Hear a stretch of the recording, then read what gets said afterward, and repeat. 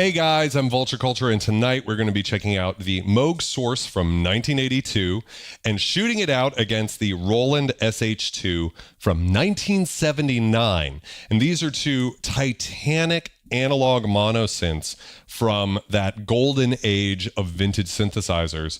And you can get both of these guys for about $1,800 on Reverb today, making it cheaper than some analog monosynths that you could buy new today, which is pretty cool. A Moog Source is essentially a Minimoog. It's actually the update to the Minimoog. A lot of people don't know about the Source. They only made it for a few years before Moog went out of business in '85. And essentially what it is under the hood, it's a Minimoog. It's the same components. As they stopped making Minimoogs, they started putting those same oscillators and filters in Moog Sources. But on the outside, it has this wonderful Miami Vice paint job and membrane panel buttons. So that's probably why you can still get this synthesizer so relatively cheap compared to a $10,000 Minimoog. And then the Roland SH-2 was a continuation after the SH-1 and the SH-09. It might have been right before the SH-09, but essentially it's part of the SH series, which is not so different than the SH-5 that Behringer recently cloned as the MS-5. But what makes the SH-2 unique among almost all Roland synthesizers is that you have two VCOs per voice and a sub-oscillator. So all of the rest of the SH series do not have all of that. They'll have either two VCOs, one VCO plus a sub, something like that. So they're both awesome synthesizers. And the reason we're comparing them is because A, they are almost the same price on Reverb, which is unique. That doesn't always happen, right?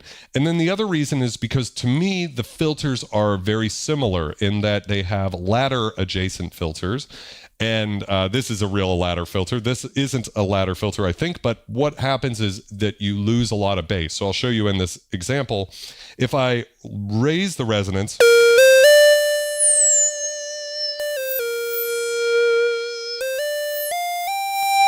you can hear you lose so much of the signal when you crank the resonance up. And the same thing happens with the source. So what I want to do is actually just kind of like set the source back to a basic state. So I'm going to just open up the filter all the way. And I'm going to do the same thing here. So we just get to sawtooth waves. And I think it's important. I thought about making a preset so I could just press a button. And that way you guys could, we could get going. But the truth is, because this synthesizer has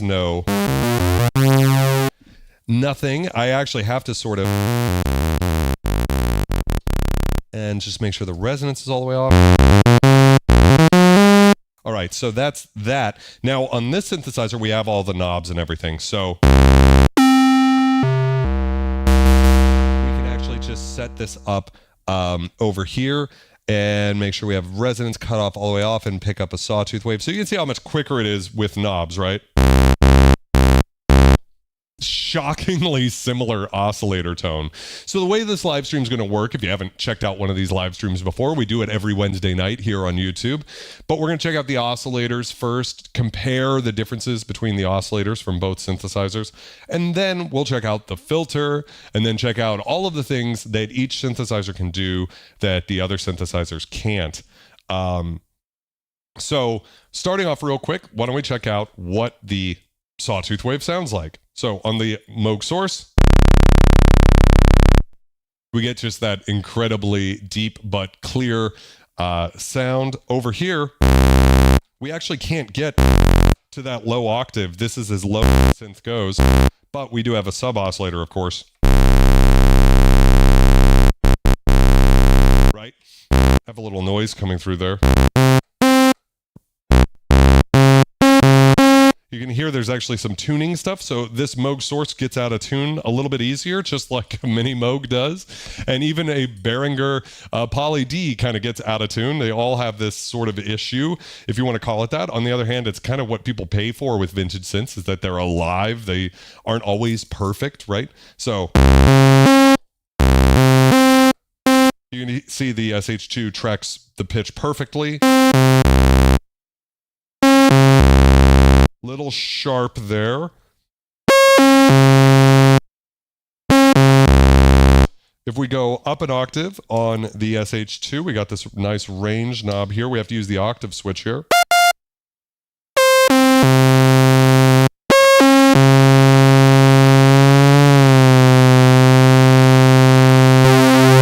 There we go. I don't know. What do you guys think about it so far? To me, they're actually surprisingly similar.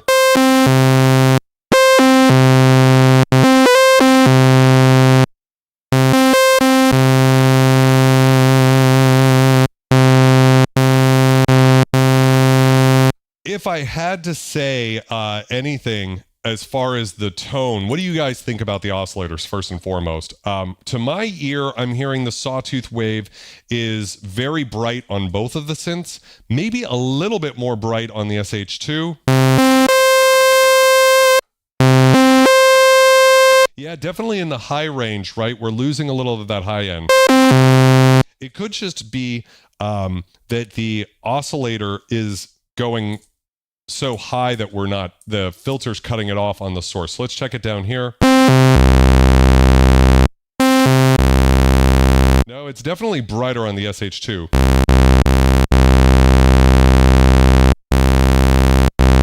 I actually don't know the answer to that question, Dubstation Zero, but it would be worth checking out. I do have a MIDI to CV converter, so that would be a cool thing for me to experiment with. But they definitely want you to use the sub-oscillator on the SH-2. It's definitely kind of built into what the SH-2 thing is. And then at that point, when you are using the sub-oscillator, these last 5 or 6 notes, 7 notes here become so they're both really cool. Let's check out some of the different stuff that we can do. So let's go ahead and move over to a square wave, and on the on both synths, it's as easy as just pressing a button, right, or moving something. So we don't, unlike what a lot of people think, the Moog Source is actually laid out pretty well. I don't know how well you can see it because of these vines, but the Source, let's see, let's get some of these out of the way a little bit, has all of these membrane buttons, and it's as quickly as, triangle or sawtooth, triangle, square wave. You can hear that it's a little bit louder on the Source. And on this one, you can really hear the lack of thickness. Try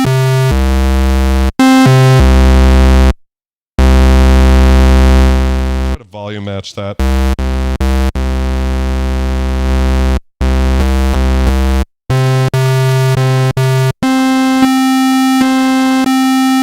Yeah, so, and then going up the octave.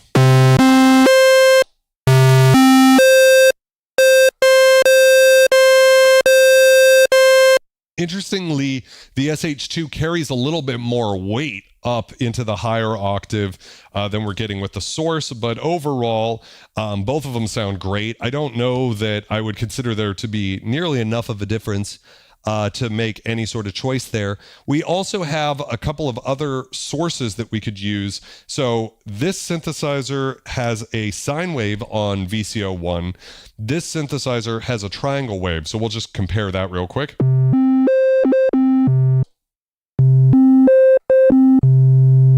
So there is a little bit of a buzz. Are you guys hearing that? I don't always know what gets through YouTube compression, but... And I will turn the modulation off here. Little bit of a buzz at the top, so the wave shaping isn't like so perfect that you get a perfect sine, right?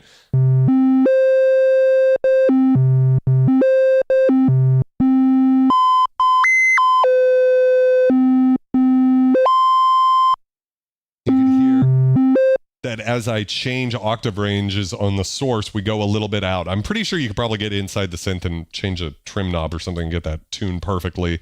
The Moog Source actually has better tuning than a Minimoog. So if it's sounding out of tune to you, you might be like, ooh, I don't know if I like that. But truthfully, it's actually designed to get hotter and therefore maintain a more consistent tuning than a Minimoog. So it's actually an improvement in that way without having to use digitally controlled, which means digitally tuned analog oscillators. So these are completely analog synths, both of them under the hood. It's not digital envelopes on either. But there is digital control for the patch memory on the Moog Source, but it was before MIDI, so you have much finer resolution, which is pretty cool. Let's see here. I feel like I've lost my chat, so let me see if I've caught up here. Let me know if everything's sounding and looking good, guys, okay? So that's pretty simple. What else do we have? We have a noise source, so I can turn that off on this synth and increase it over here. So here's noise. It's noise, right? Like, I don't really know what else to say. Now, what's interesting is on this synthesizer, VCO2 does not have a sine wave. It actually has a noise source. So checking that out.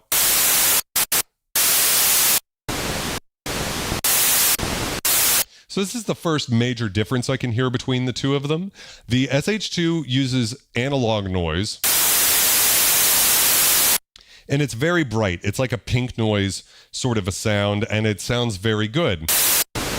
The Moog Source uses more of a pink noise, and it uses actually a PCM sample for that noise. So if you pay attention, you can hear a heartbeat.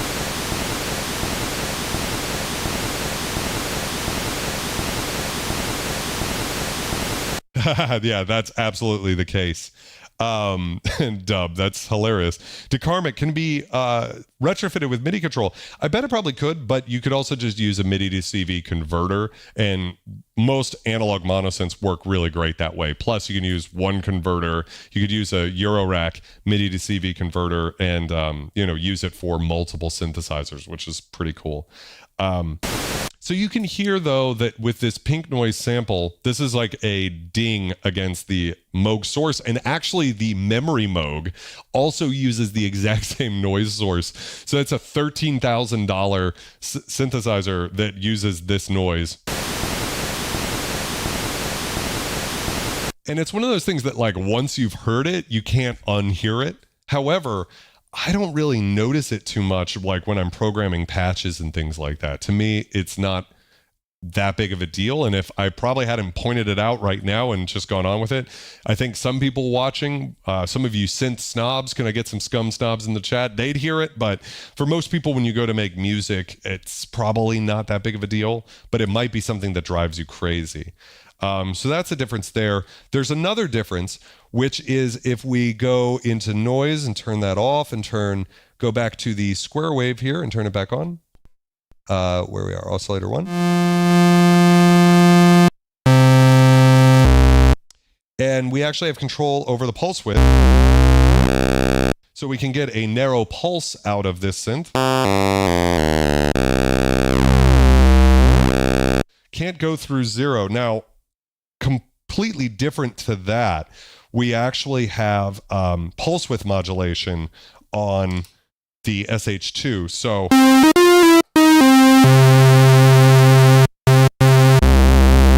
and we can control that with the LFO. So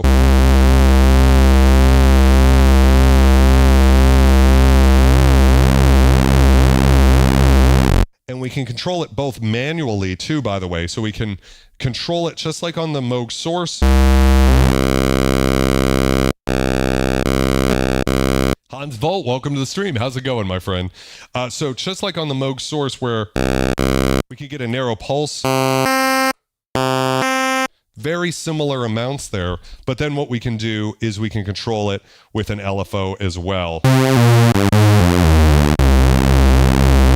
And it sounds really great with the sub-oscillator.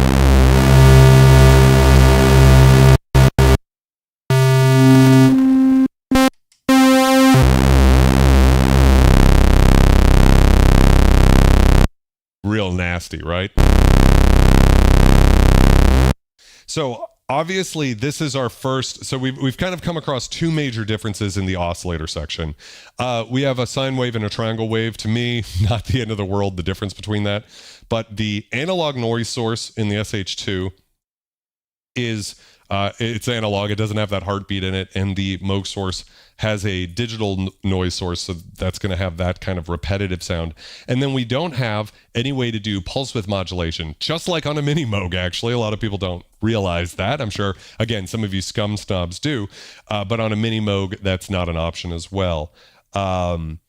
So that's one of those things where comparing the two of them, immediately I kind of noticed the SH-2 has a bit of an advantage. Anyways, let's go back to a sawtooth wave on both synthesizers. So we have a fair comparison. Turn the sub off. And what we're going to do is do a nice filter sweep. Everybody loves a good filter sweep. So I'm going to turn the filter all the way down. Or we could do it with an envelope. Why don't we do it that way? So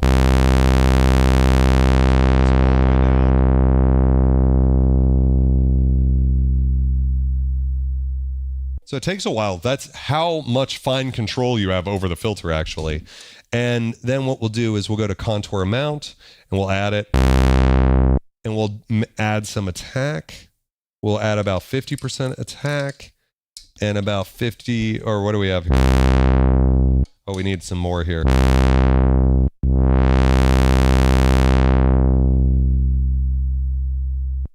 And what we're going to do is kind of the exact same thing on the SH-2, I almost said source. And we're going to just try to create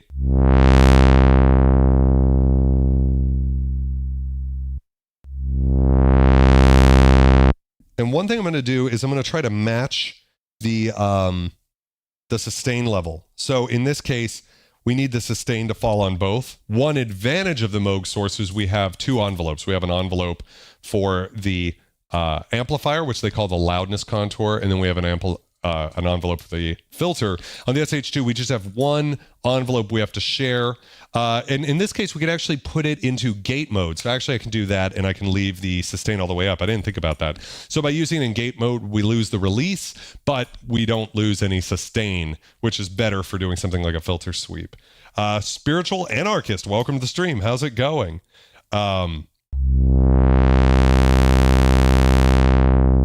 We'll see how this compares.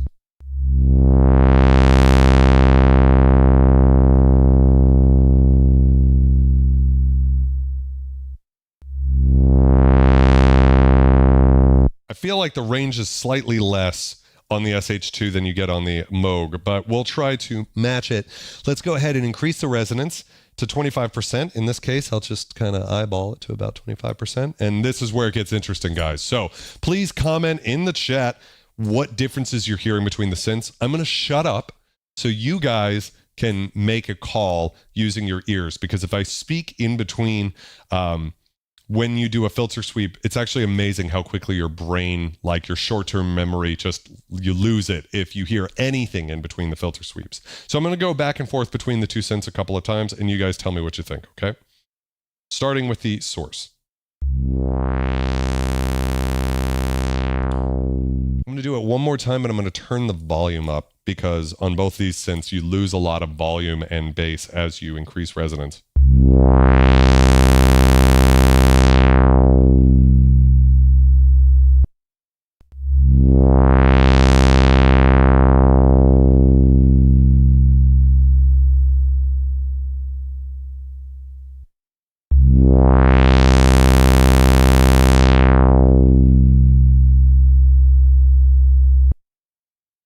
I'm going to increase the attack there and decrease the contour amount just a bit. So one more time, we're going to go Moog Source, SH-2, Moog Source, SH-2.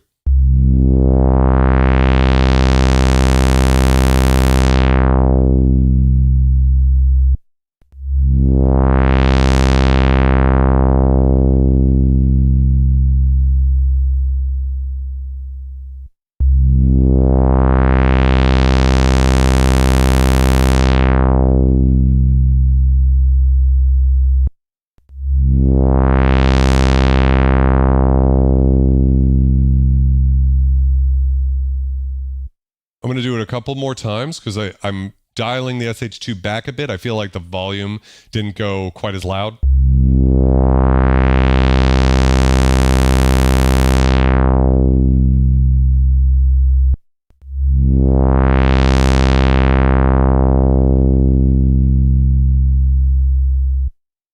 Decrease the attack a bit. So they're pretty similar. They both have that sort of talky thing. The Moog, to my ears, has a little bit more resonance. Paul says it has more bite. the Roland is smoother. Yeah, that's a good observation. Han says the Moog is sizzling more. That could be a cutoff range thing because you could definitely get a lot of sizzle. My impression so far of the SH-2 is that it can sound probably brighter than any synth that I have. The filter envelope is a little different probably as well. The Roland has the same filter as like the Jupiter 4 and the earlier modular Moog stuff. So it has that like unique 70s filter that I think is just gorgeous. So they're both legendary filters, of course. I'm going to try to get them as close as possible, but of course it's not always possible. So we're going to do now 50% resonance, so it should get real interesting.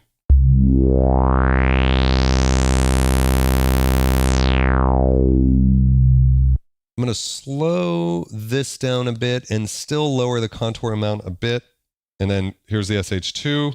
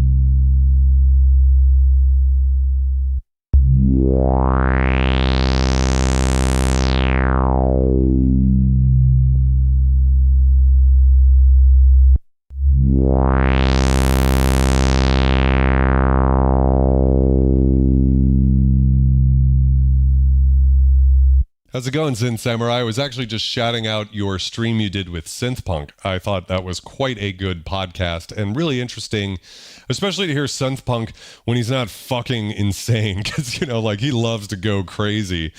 So it was actually a really cool conversation.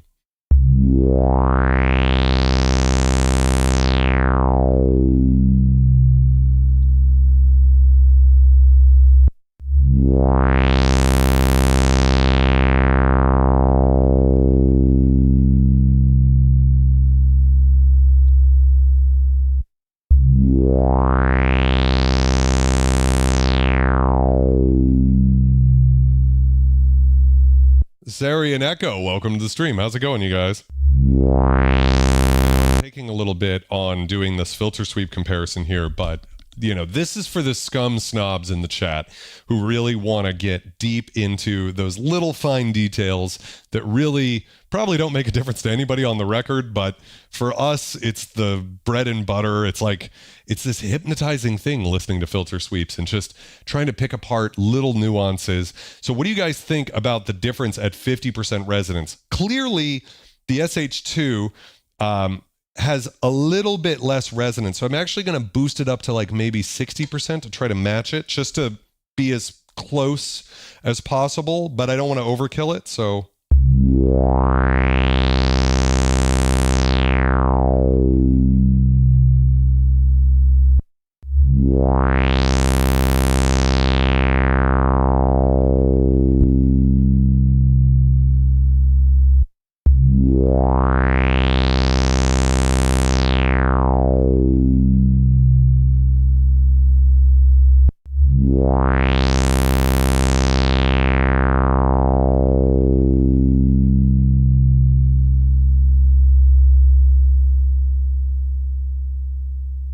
there's a little bit more of an analog sound to the envelope from the SH-2. I don't know if I'm the only one catching that, and I'm not saying it's actually more analog. It just sounds that way to me.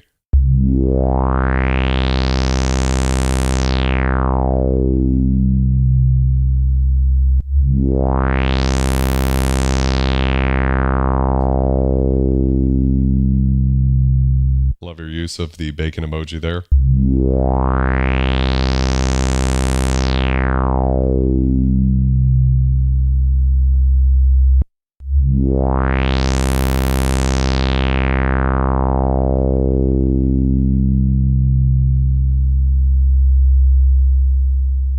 notice like here, it's actually falling below the fundamental frequency, so we're losing that volume, even though, right? So I kind of need to, yeah, that's actually probably matched a little closer. Twin Cities, welcome to the stream. How's it going?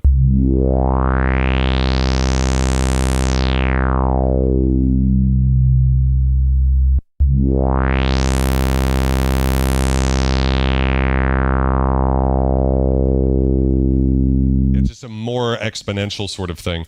All right, let's jump up to 75% on both of these bad boys. And so I'm going to push it probably closer to 80 on the SH-2, and we'll see what we get. This is where I think I was able to, at 50% resonance, get extremely close. And I don't know enough about the filter architecture in the SH-2. Again, it's like a Model 100 Roland filter that was then again used in the Jupiter 4 and then not again. I think there wasn't another synthesizer unless the SH-09 came out after the Jupiter 4. But essentially, this is one of the last times that Roland used this particular filter before they moved on to the IR3109 filter in the Jupiter 8 and basically every synth after that. So at 75%, we should get some really interesting differences. So we'll start with the SH-2 this time to avoid recency bias.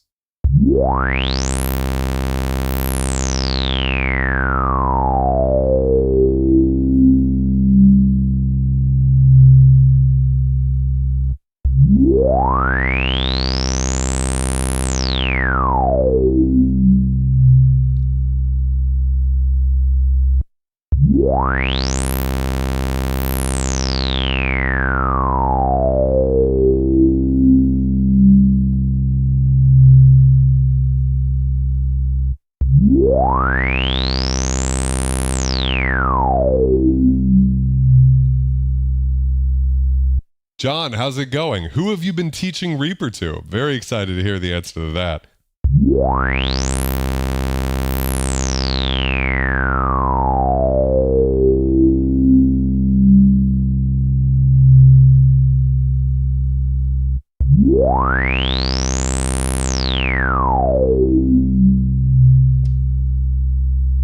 Interesting how even with the attack all the way up on the SH-2, it's still a pretty fast attack, whereas on the Moog Source we have a lot slower possibilities, which I think is great for evolving soundscapey type stuff.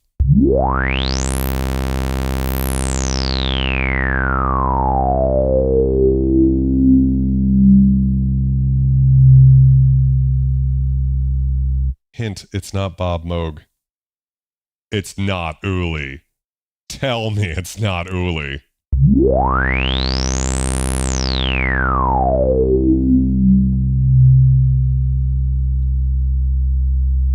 Yeah, it's hard to match the envelopes here.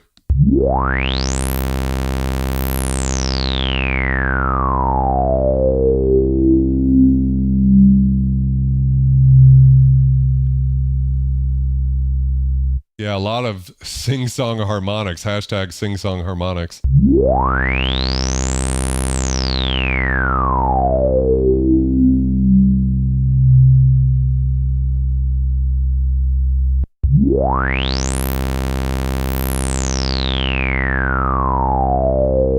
You're kidding me. John, you're kidding me. You're teaching Tom Oberheim fucking Reaper. That's crazy. Can I get a scum cheers in the chat for John teaching Oberheim Reaper? That is mind-boggling. So for everybody who makes every Wednesday night here on YouTube the best place to be, can I get a cheers in the chat? I'm drinking a little bit of the Sam Adams, you know, Just the Haze action. How the hell are you teaching Tom Oberheim Reaper? Like, how did that occur? That is something else for sure. In fact, if it was anybody but you, John, saying that, I would not believe you, right? Someone being like, oh yeah, I'm teaching, you know, Tom Oberheim Bitwig. Like, I'd be like, okay, Josh, you know, or whatever. Oh, too good. All right, so what are we hearing at 75% resonance? It's about 80%, I think, on the SH-2. So a little bit of a difference in the taper there. I'm surprised by how similar they are.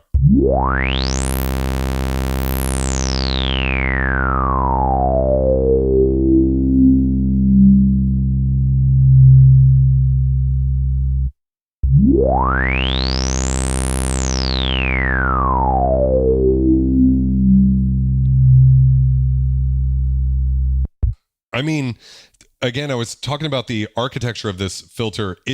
I think it's an OTA filter. Someone who is more of a scum snob than me, please let me know in chat. But it sounds pretty damn close to a ladder filter. I'm actually shocked. Let's listen. I want to listen to the low end.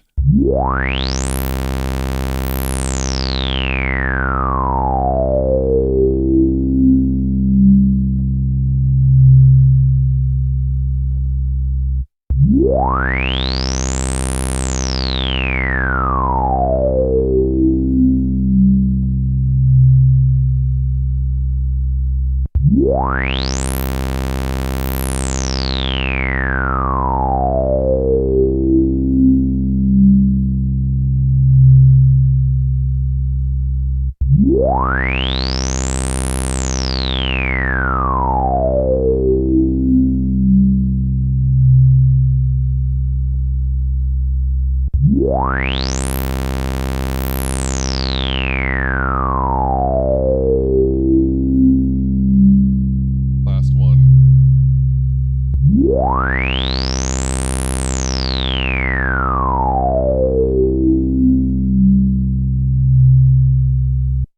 I don't know. What do you guys think? I would love a wasp. To me, it's actually shocking how close they are. Why don't we just go ahead and dial it all the way up? So protect your ears. It will be interesting to hear if one of them gets a little bit more self-oscillating than the other. That might be a reason to prefer one over the other. I don't know. That's up to you guys. In general, vintage synth snobs prefer self-oscillating filters. I myself don't really care. The only time I kind of like it is when you do the play the filter trick. And usually that's going to be on something like a polysynth where you can actually kind of get like a bell tone out of it. So 100% resonance starting on the SH-2. I'm going to turn the volume down a bit. That's a little extreme, just on everybody's ears.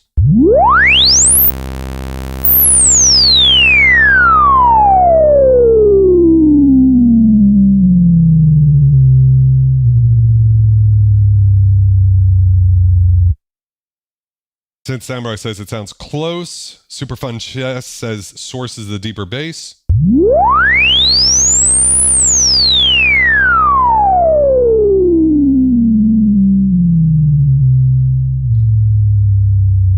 You'll notice that unlike on some later digitally controlled synths, that you do get instant update here. So it's not like on a D50 or an SQ80 where you have to wait till the next key press. You can get real-time control here. So, you know, for what that's worth.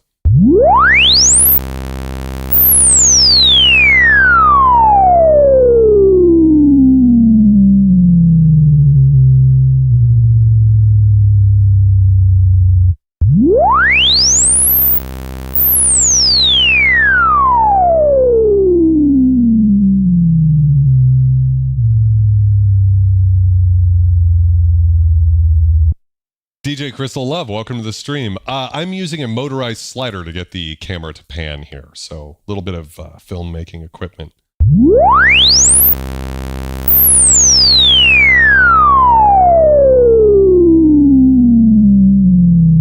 little warble in there too.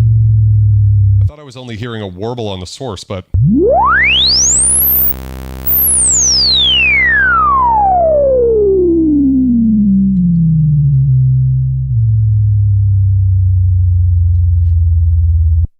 I promise the Shakuhachi and organ patches are coming.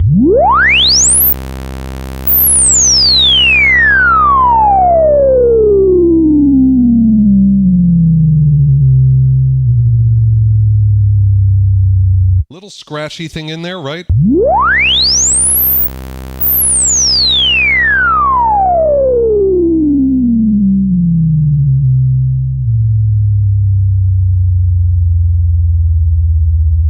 I'm trying to sort of pick apart like that level of compression in the filter. Like how much do those oscillators drive? Actually, it's something we can do. So I've got the single oscillator all the way up here, but I can actually increase the volume of this oscillator. And so this is something, in some sense, we can actually push the source harder, but how do I say this? Like, will displace some of the resonance by increasing the amount of that sawtooth wave. So comparing it again.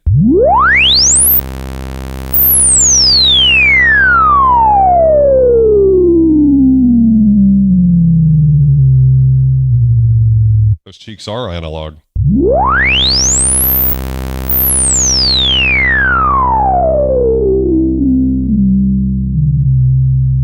So what's happening there is it's really overdriving. So that's maybe something that counts towards the Moog, is that by pushing in above 50%, you're really hitting, this is just like on an original Minimoog, you're hitting the filter harder. So actually the engineer who put together the original Minimoog screwed up and had the oscillators have an accidental 15 decibel boost into the filter. And they only realized it after they started making them, or at least the prototypes. And they were like, oh, okay, let's change it. And they brought it back down those 15 decibels. And people were like, it didn't sound nearly as good as when you got those awesome harmonics out of overdriving the filter. So in that way, what's interesting is you kind of, in general, it is better to have a little bit more feeding a filter than not. And in this case, what you can do is by pushing all of that in to the filter, you can displace that resonance. And so you could still have like monster resonance is basically what I'm trying to say, but still have some beef in there too. So that's maybe an advantage.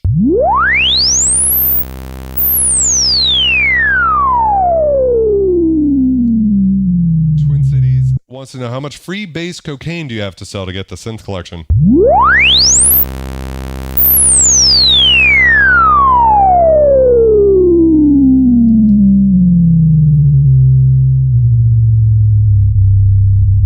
So now I've turned both oscillators on all the way up. So just as a comparison to like how far you can push both of them with both mixers maxed out, just out of, this is stupid, but.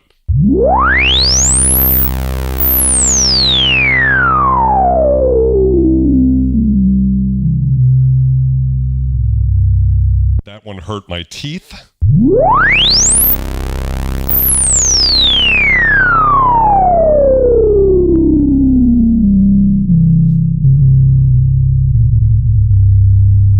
Okay, so even with 3 oscillators or 2 oscillators in the sub, I feel like you can't hit the SH-2 filter quite as hard, which is interesting. I mean, I don't know if to anybody but us synth snobs, if that really matters, but to me anyways, it kind of does. But let's go ahead and bring the volumes back to a more reasonable level. I'm going to bring the resonance all the way down now, and I'm going to turn the cutoff all the way up. So what we're going to have, and it actually takes a while, they gave you really fine control over the filter. Someone told me there's a way to do this faster, and I always forget. So I apologize, guys. That's just kind of the nature of not being that mentally powerful. So what I want to do now is actually a different kind of test. I want to do sort of a Reese test. Because for me, one of the sounds that I associate Moog with the most is those Moog bass sounds. So I'm going to start with a Reese, or a wide open filter, 2 detune saws on both of these, and see which sounds better. Now, of course, the Moog has this lower octave that I can't get over here. Forgot to change anything.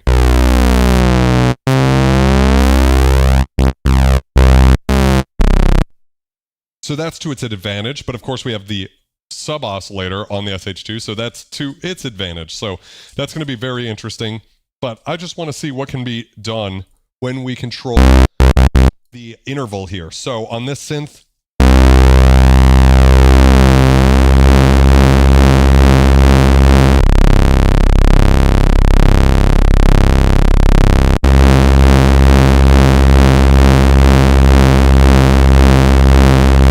and we have actually 2 different modes on the tuning here. So we could go from wide to narrow.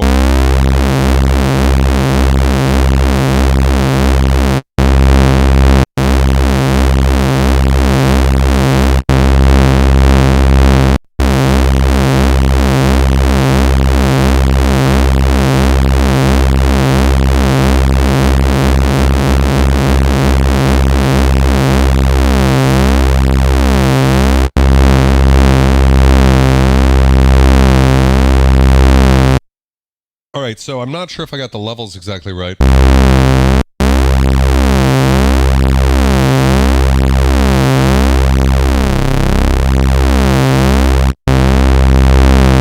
For me, Synth Samurai, have a great night. Thanks for hanging out in the chat. I appreciate it.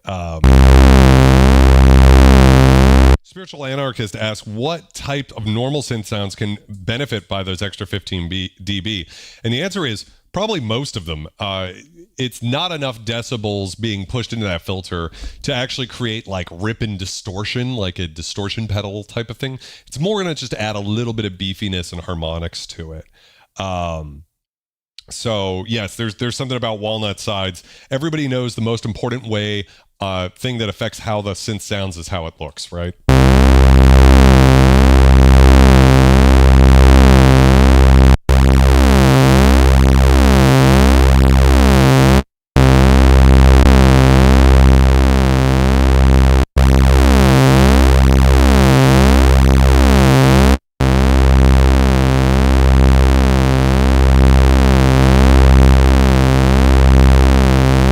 Agree that the source sounds fucking fat, and then again we have this low octave.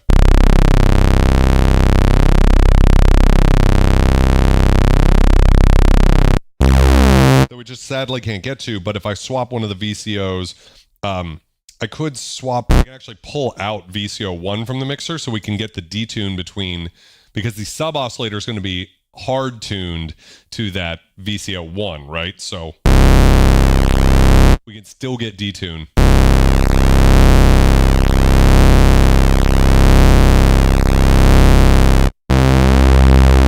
So, I mean, to kind of compare this, we could set the oscillator 2 to a square wave and then just drop the octave, right?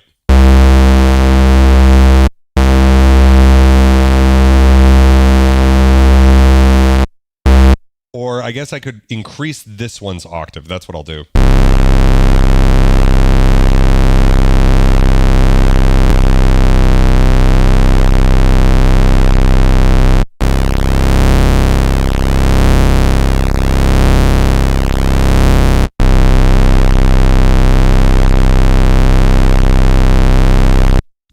Twin Cities, that's exactly what the Moog Source is. So I don't know if you were here at the beginning of the stream, but the Moog Source has the exact same components as a vintage Minimoog in it. So it's essentially a Moog under the hood, but it's got a membrane panel, a sequencer, an arpeggiator, sample and hold, a few other tricks up its sleeve. Obviously, patch memory is a big one. None of those things you have on an original Minimoog. But it's not as valuable because people don't like the look of it and they don't like that it doesn't have the knobs. So if you really want that authentic vintage Minimoog tone, this is a great way to do it. There are other Moogs like the Moog Prodigy, the Rogue, the Micro Moog, the Realistic Concert Mate one. What's that? The MG1, right? So there's some other ones that you could get. However, all of those are missing at least one feature that you have here on the Source. So the Source is about as close as you're going to get to a Minimoog, plus a couple of things, minus a few knobs. And you can get one of these for about $1,800 today, which is substantially cheaper than buying a modern Minimoog for about $5,000 or a vintage Minimoog for about $10,000. So that's my answer to that. Yeah, the McDonald's touchpad make it sound better for sure. I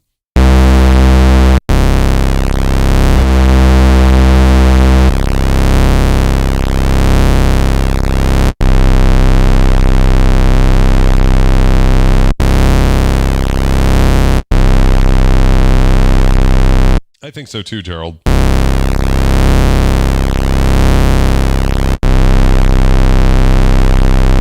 Okay, impressions. If you had to have one of these two synths based off of just the bass, right, what would it be?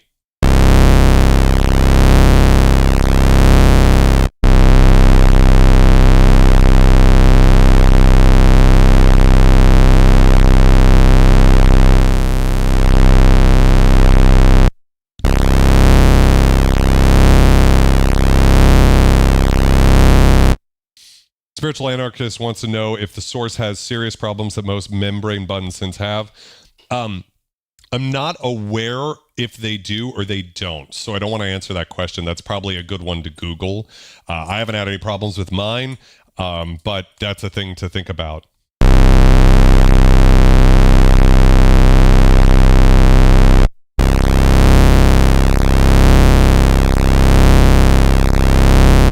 I think what I'm hearing here is this interesting way in which the oscillators sort of cancel out a little bit more on the SH-2 from the phase cancellation, whereas on the Source, it's just thick all the way through.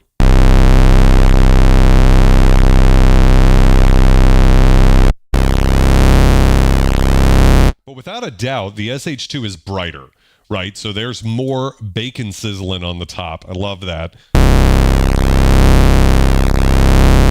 All the way up there in those high frequencies.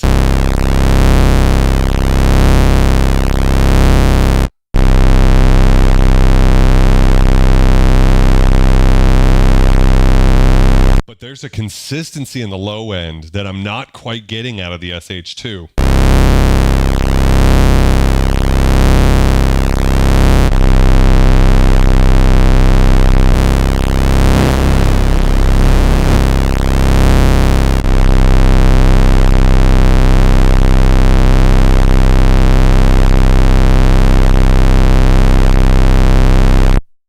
So for me, if I had to pick one or the other based off of this one sound, right, and we got a lot more to compare between the two, I would say the Source has it a little bit in hand, and I think it has something to do with just a little bit more drive in the signal chain.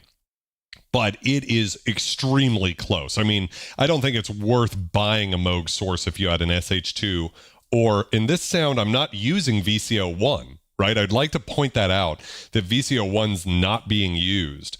So let's just, I mean, I guess it's fair because at this point we're talking about like how good can you get. Interestingly, I don't really hear much of a difference. There's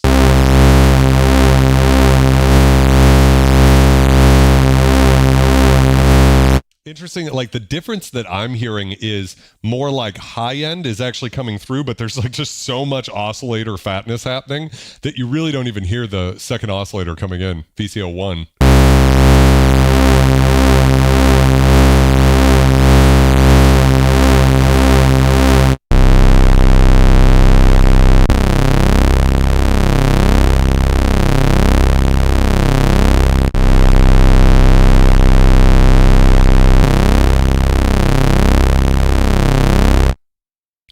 There's just a little bit more weight coming from the Moog. If I turn the filter down a bit,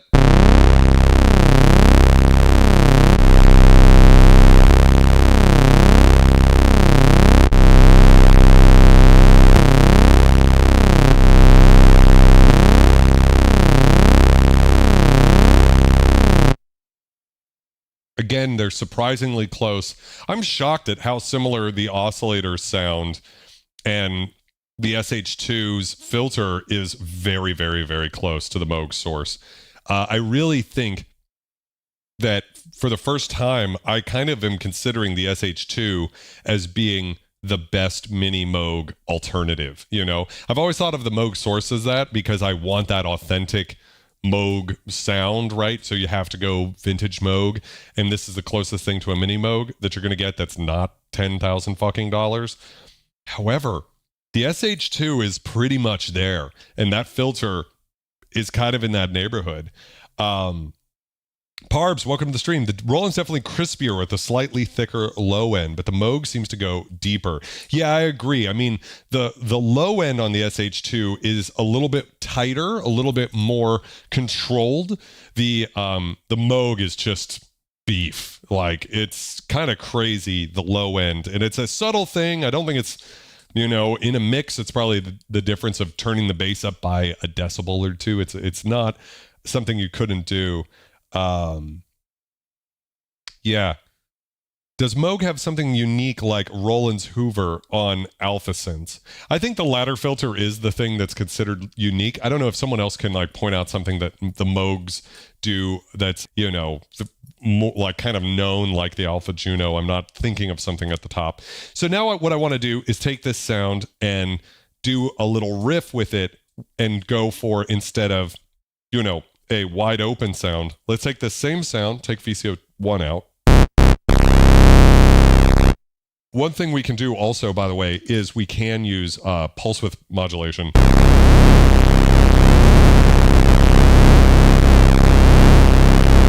So while we're just talking about comparing Reese bass sounds, this is a kind of a thing to talk about. Like, which can do, without any filter being involved, a nastier Reese. And when you involve that pulse width modulation,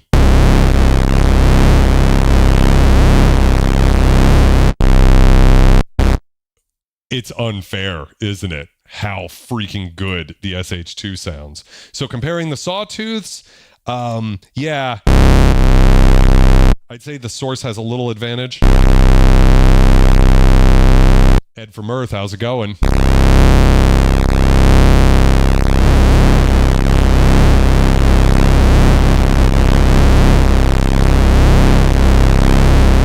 Have a great night, Echo. Yeah, so I think it's when you get that pulse width modulation, it just gets crazy, doesn't it?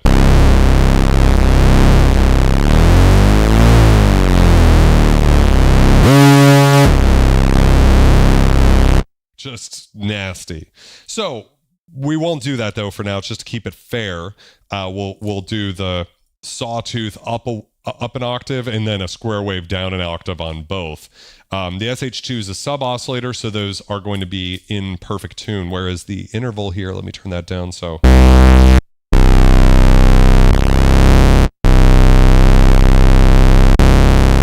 But of course, I've detuned VCO2 from the sub-oscillator, so that's actually an interesting sort of thing. Anyways, maybe it's not that interesting. I think it's interesting. I'm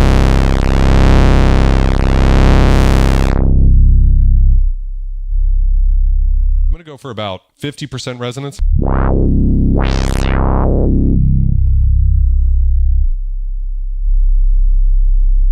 And my goal is to find that fundamental frequency, right?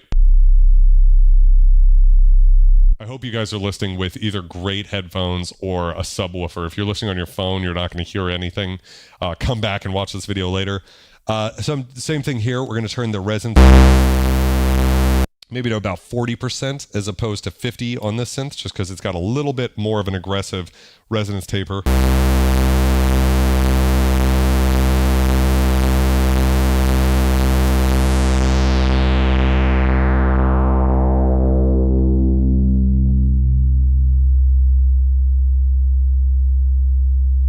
This is interesting.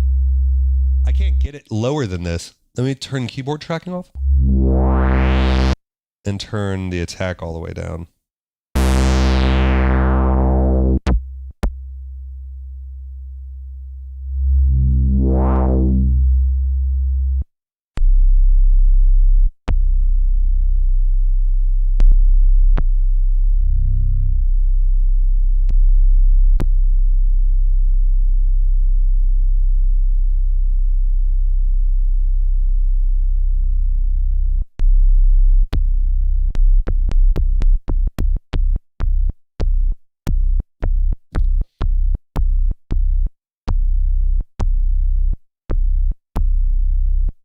I pressed the wrong synth. I'm going to pick a slightly higher frequency just so I can kind of...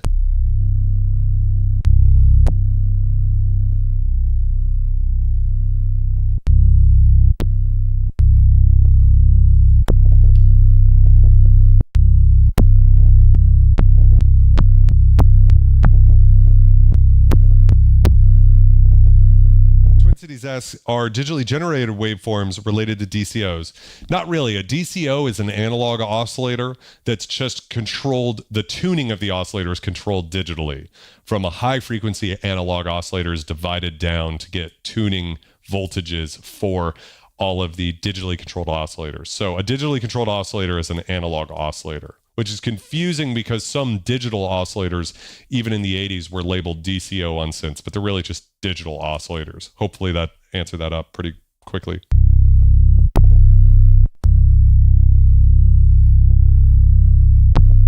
Okay, so let's add a little decay. Oh, nasty.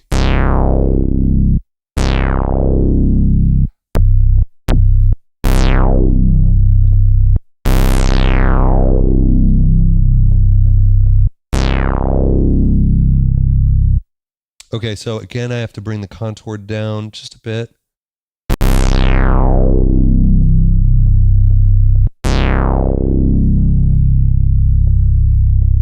So it is nice that although the SH-2 can get brighter, the contour amount goes much further on the Moog. So I'm at 80%. I don't know if you can see that on the stream.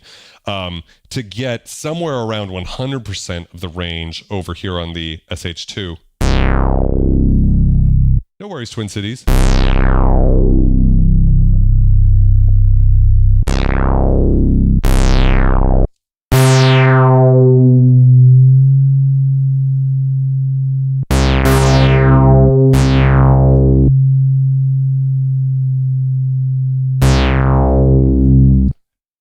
Thank you, Parbs. I was trying to get them in tune.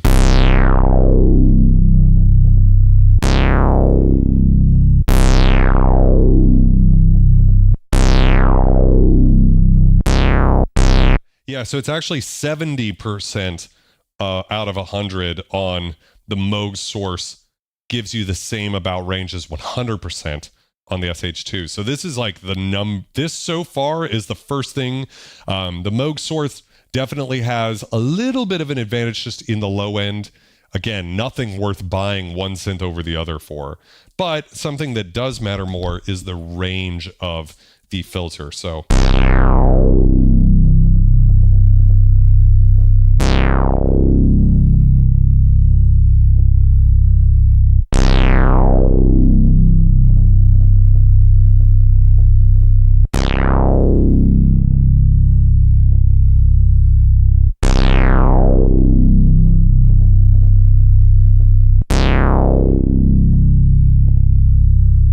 Shinji, the SH-101 has the same IR3109 filter chip that's in the Jupiter 6.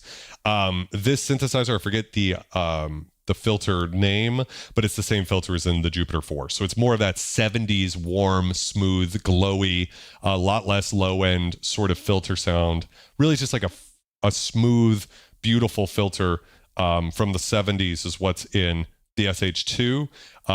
The more classic Roland sound that's in all of the famous Rolands is more what you're getting in the SH-101.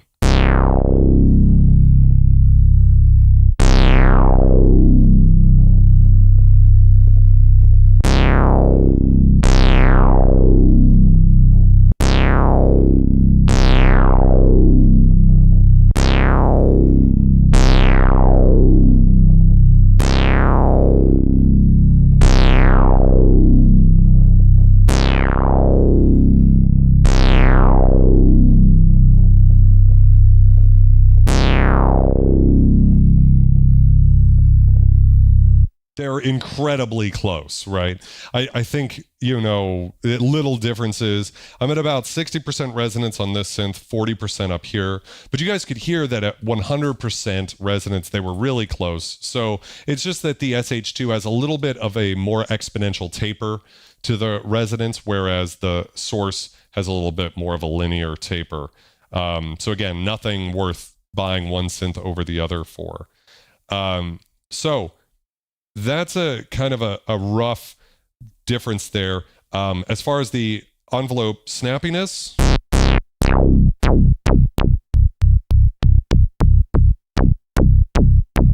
we can get really tight, but it's a little hard. I've got a little range here. All the way down, you can hear it's just to open and close, the click of that envelope opening and closing.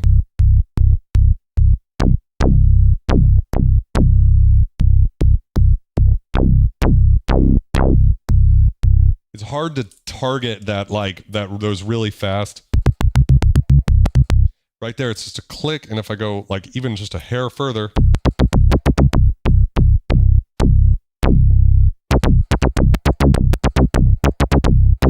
yeah, that's pretty damn close.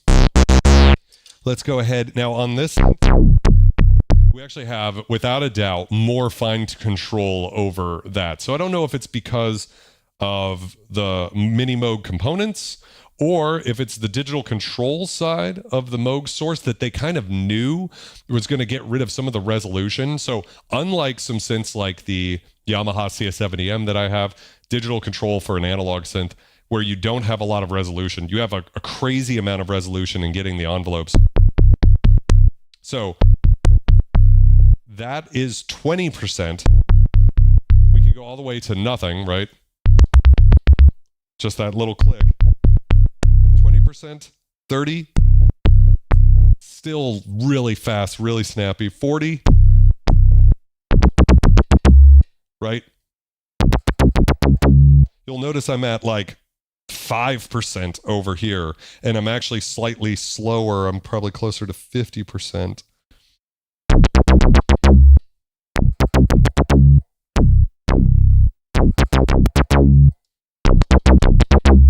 Right, something like that. And then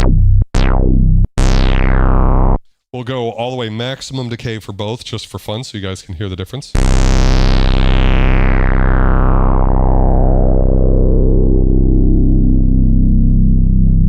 Keyboard Kingpin, they both have CV gate.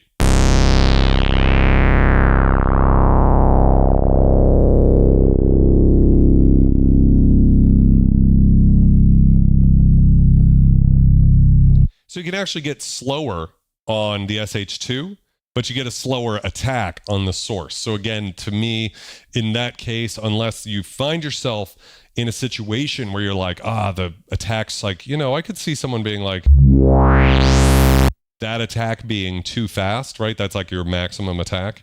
In that situation, I could see someone being like, a bit of a problem on the SH-2, but otherwise, this is a pretty awesome decay time.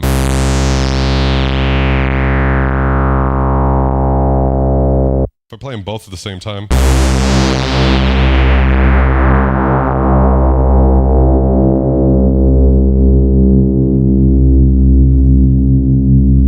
Spiritual Anarchist, I've done one live stream with the CS70M.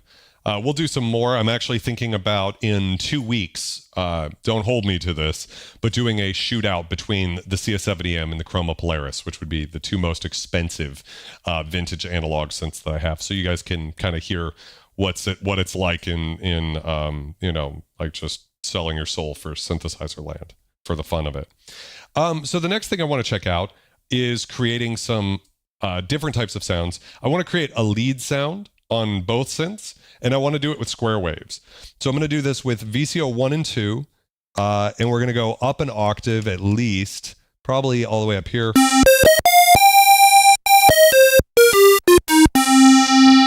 And we do have this really nice tune control. I think Dub Station asked what the range was on this. It sounds a little sharp of a semitone, so a little bit more than a semitone to my ear. And then if you put it into wide, we're kind of close to a fourth there.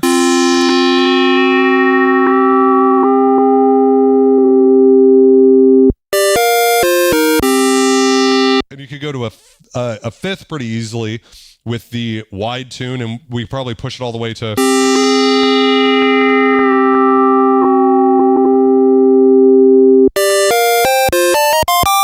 Yeah, so you could get just to about 8 semitones apart with the wide tune. Now, with the interval over here on this synth, let's go ahead and move over to...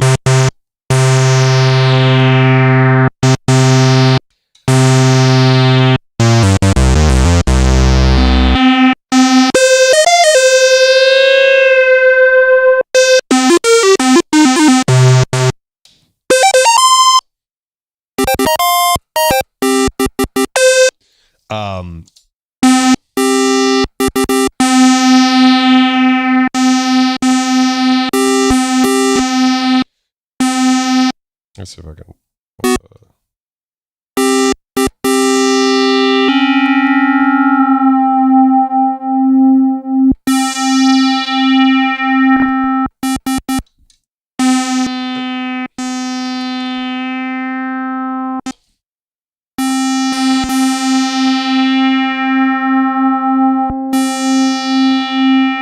Yeah, just want to get them in tune. Sorry about that. I'm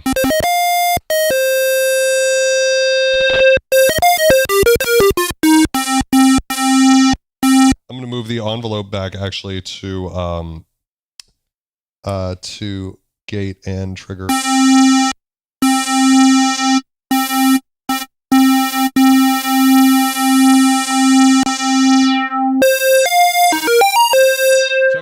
Really great with the envelope on there.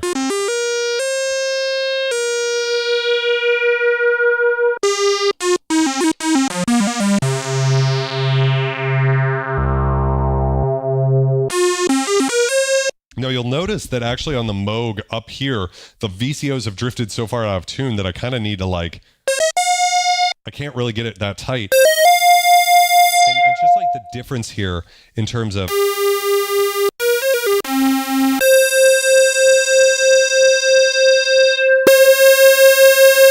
it's already kind of a little sharp and I can't fix that. What I can do is I can go drop this an octave.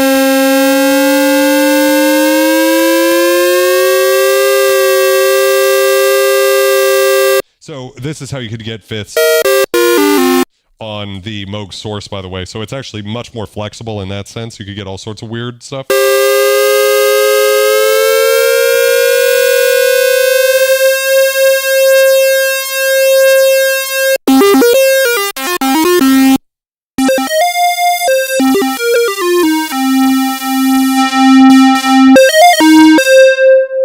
I'm going to leave the resonance.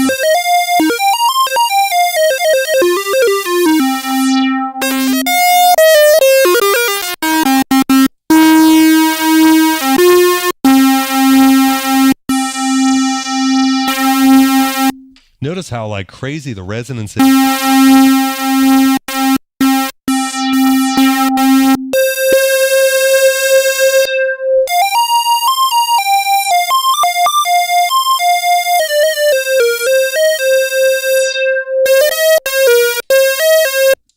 Let's add some.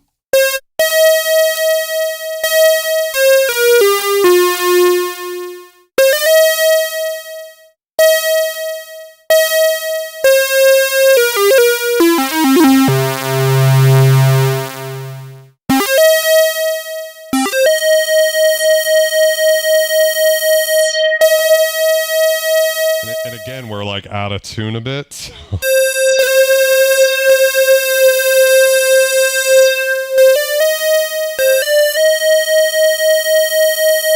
And of course, I'm going for a detuned sound, so trying to match the tuning is a little difficult here.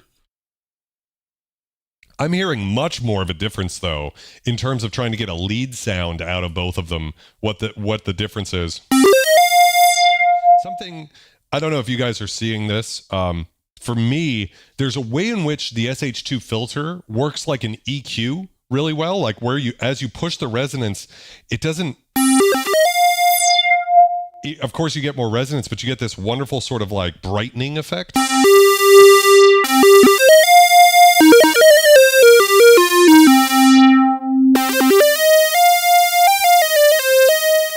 Over here.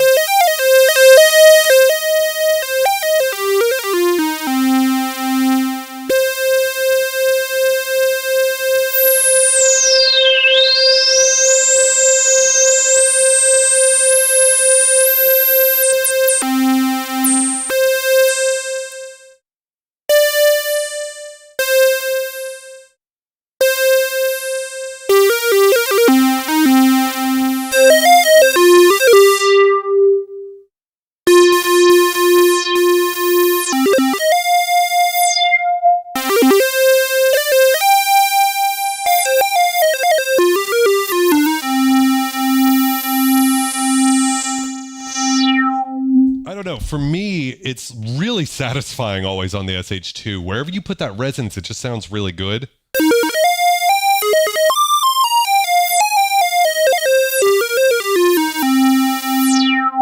The Moog Source.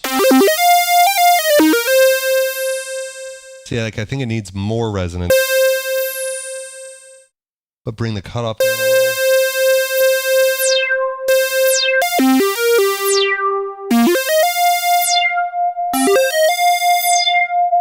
Yeah, that's pretty similar. Yeah, so where am I at here? Well, I guess I'm at about 75% on both.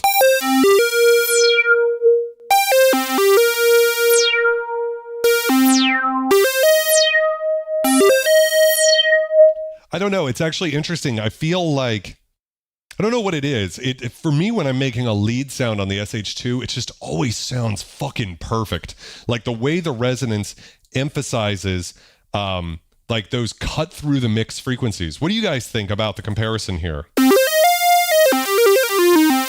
Without a doubt, the Moog Source is carrying more weight up as you crank the resonance. I don't know if it has to do with the way the oscillators are. I suspect it does. Volume could be a little louder.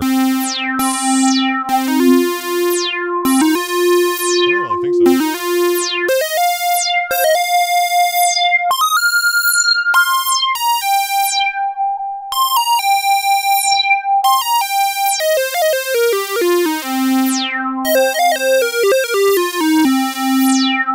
Yeah, they're about the same there.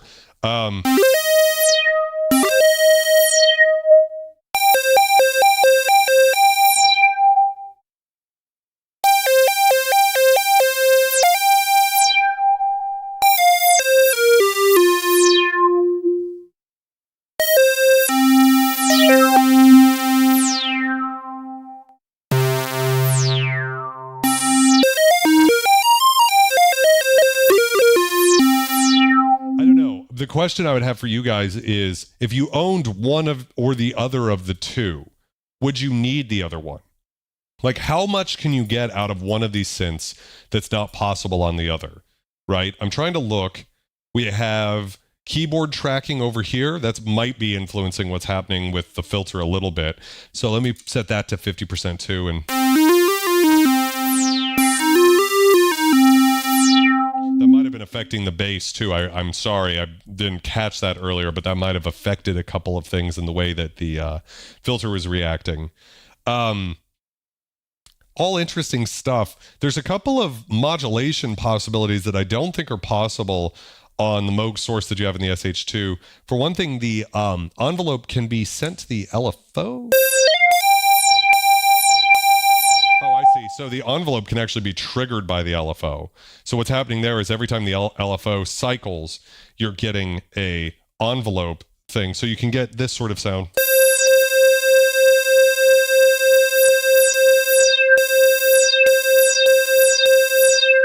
Interestingly, as you turn the speed up, though, you sort of lose it.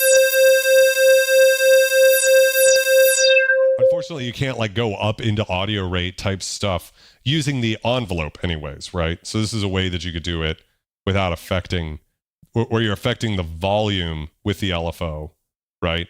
Which is interesting. The oscillator can be, pulse width mod can be from the LFO manual, or use the envelope to control pulse width modulation, which is super interesting as well. Garen says, no, so far I can't hear a reason to need both. Paul says, the Roland would probably punch through the mix better. The Moog would be competing with other instruments in lower frequencies. 40 Thief says, I had both, and I kept the Moog because that butter, lard filter, and OG fart bass. Yeah. I mean, the truth is, the Moog probably does have it a little bit beat in terms of low end. But I think what I like about the SH-2 is that it's so bright. I mean, if we were to compare this to something like the Poly 6, which is just off camera here, it's insane how much brighter the oscillators and filter are on the SH-2 as compared to something like that. Like, they are night and day in terms of the way they sound. And I don't know, I just think to me it's interesting, those differences. It would be really cool. What else do we have? So we have sample and hold on both, right? So we can do that. We have to use like these level 2, which are basically like shift controls over here. I'm looking to see if there's anything else that these synths can't do. So we have an LFO. That can be a triangle or a square wave. We have a sine wave or a square wave, or sample and hold on both. This can be routed to the oscillator and the filter. This, of course, can be routed to the pulse width modulation as well. What else do we have? We have an auto bend feature.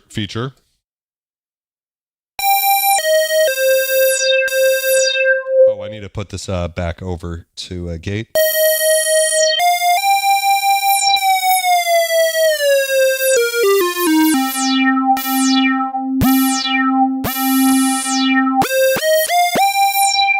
You have to actually crank that almost all the way up to hear it.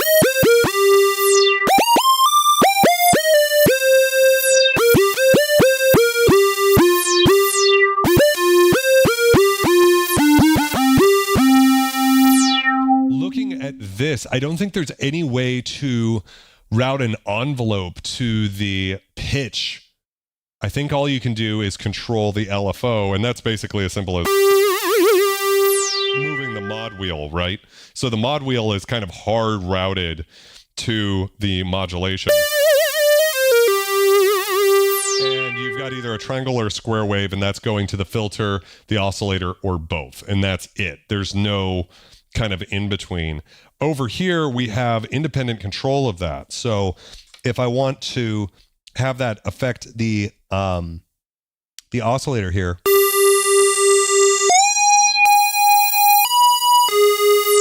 whoa, I'm getting some sort of, oh, I'm getting some sort of weird. Oh, I know what it is. It's the rate super slow. Sorry, stupid. So instead of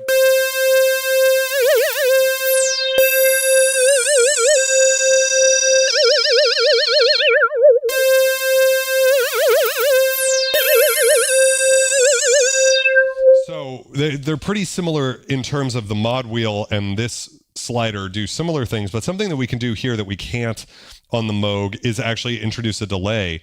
So if we don't want that right away, if we increase the delay, and it's a nice smooth.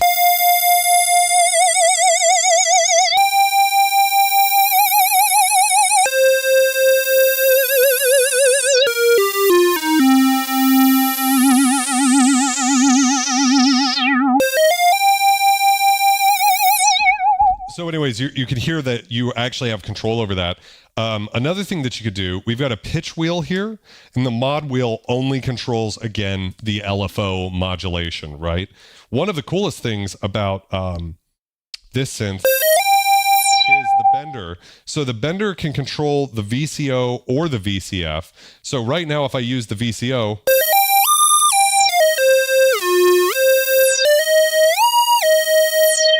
tuned to about a 7th, right? But you can also disable that entirely and use it just to control the VCF.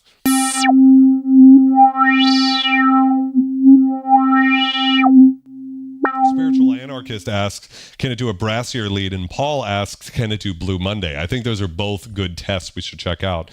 But I do want to just highlight here, conversely, if I bring the...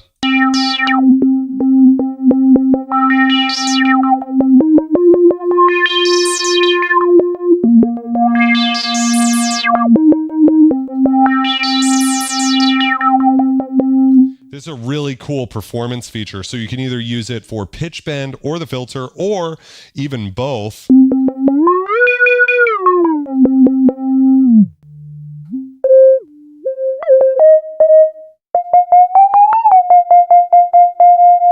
Right, so that's a really cool thing that can go on here. We have portamento, which do I see portamento anywhere on this guy? I don't think I see portamento. I feel like there is portamento here somewhere, and I'm just not seeing it. Keyboard glide, yeah. So I think over here.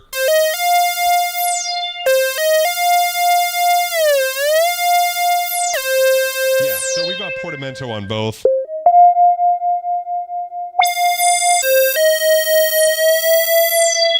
But it goes much slower on the SH-2. I don't think that's really a good thing.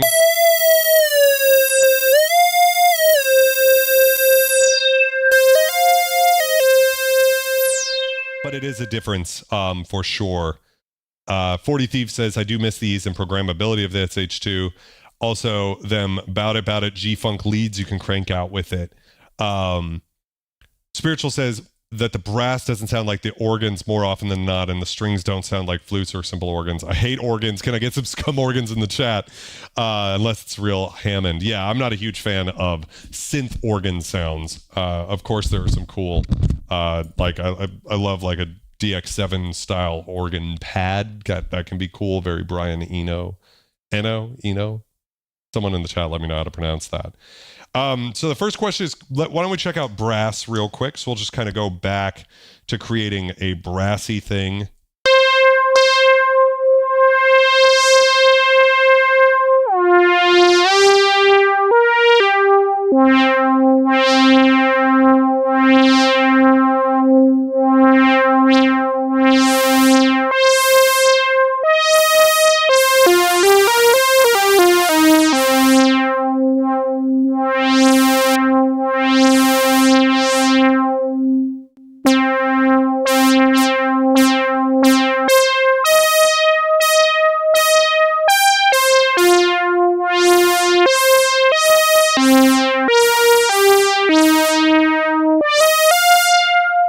Okay, moving over, we'll set these both to sawtooth.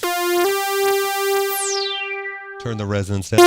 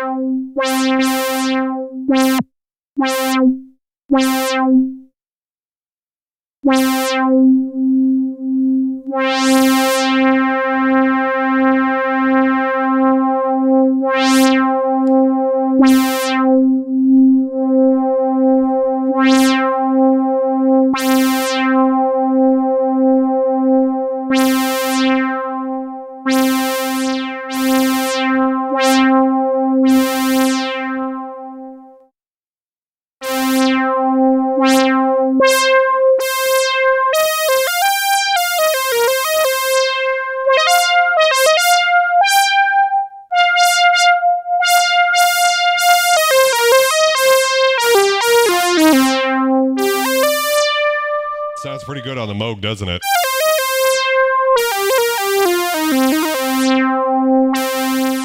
Increase the resonance a bit.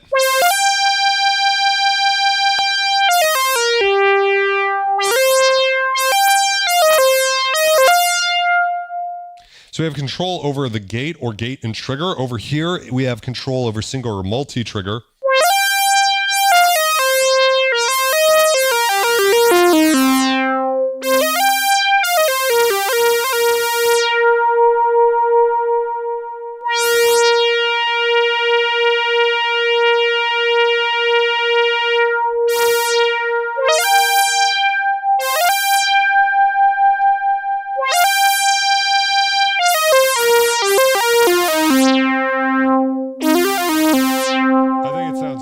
Source. I just do.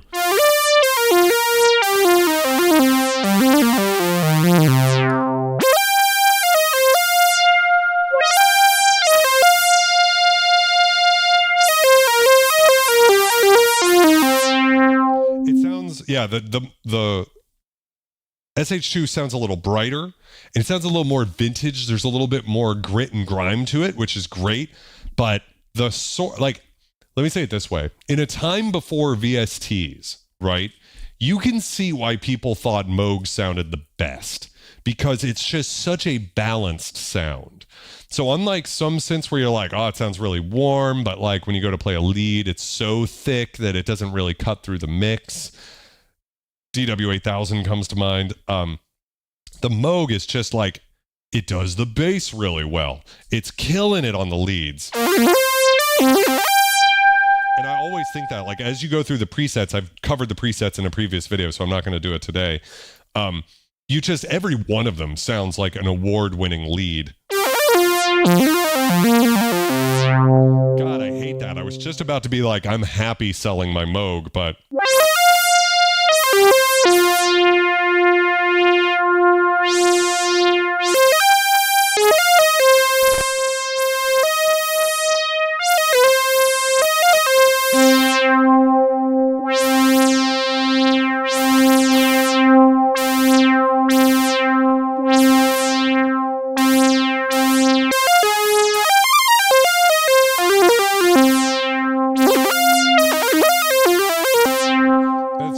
just have to do with the the envelope being shared on the SH-2, whereas we've got 2 to play with on the Source. But there's definitely, I have to say, I think the Moog kind of ekes it out here for the first time, where it's like, yeah, I get it. It's a really good lead synth. The SH-2 is bright though. Like if you need something to rip, I mean, this thing sounds probably closer to like that vintage Blade Runner-y type sound. More like crunchy mid-range, you know? Whereas with this, it's just got this wonderful scooped sound. It just sounds super flat and even.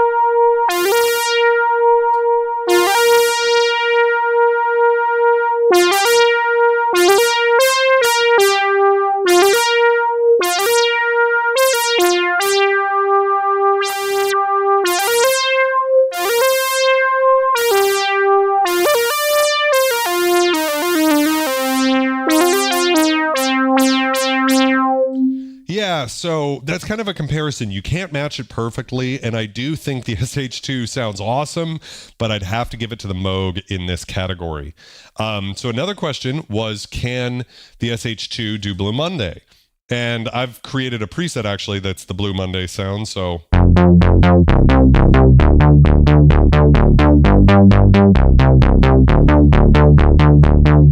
Right? So we should be able to get pretty close to that.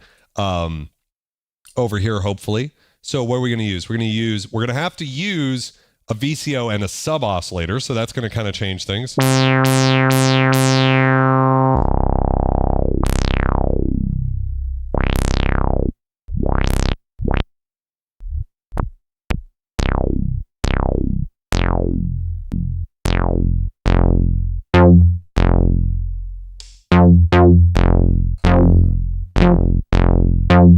Oh, what am I doing? I'm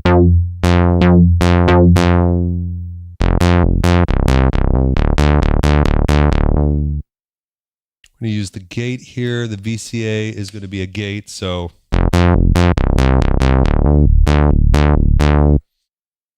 gate and trigger. Let's see if that's what I want.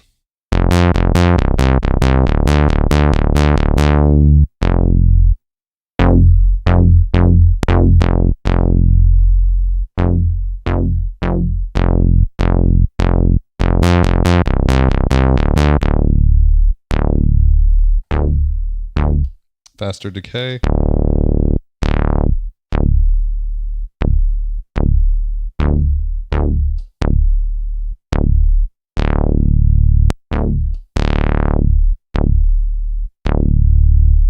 It's harder actually to nail the difference here because of that more exponential envelope shape.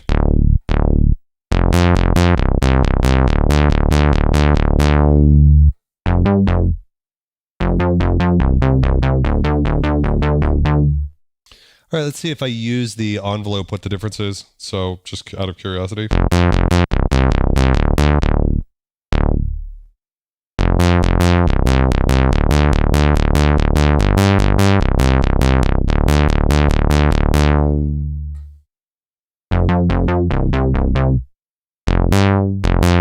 So I got to bring that down a little.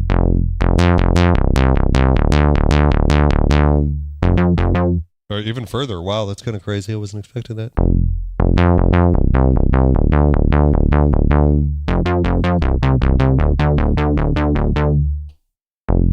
Hard to nail that.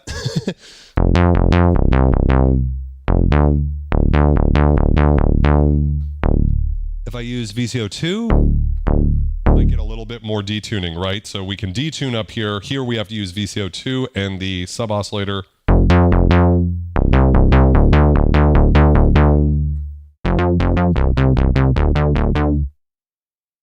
Yeah, so it does actually help to use the decay on both.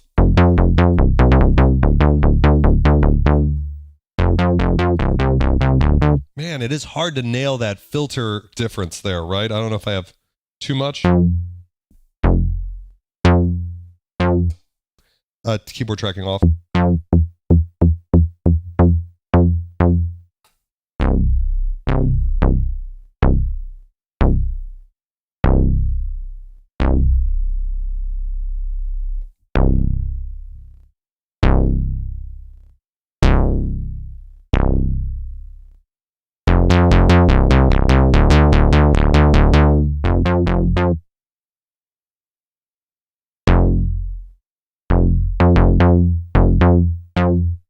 That's pretty close.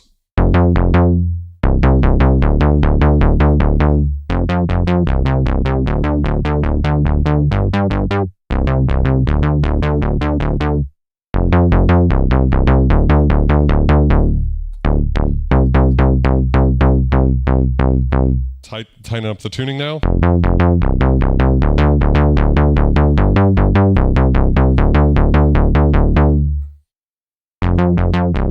They're close. They're fucking close. Turn the sub-oscillator down a bit.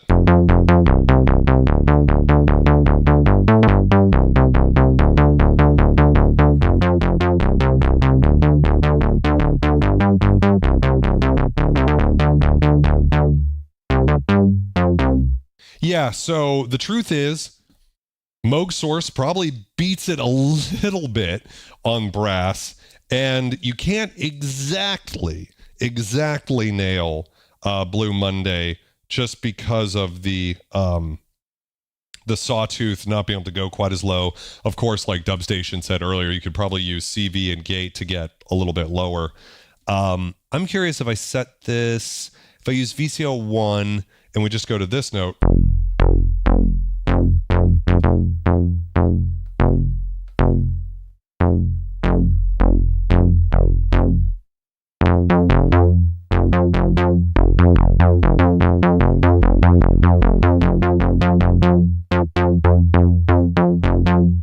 Oh, it actually sounds like one of them's up an octave. So maybe we can do this. I didn't even realize that. So. Oh, that is what's happening here. So.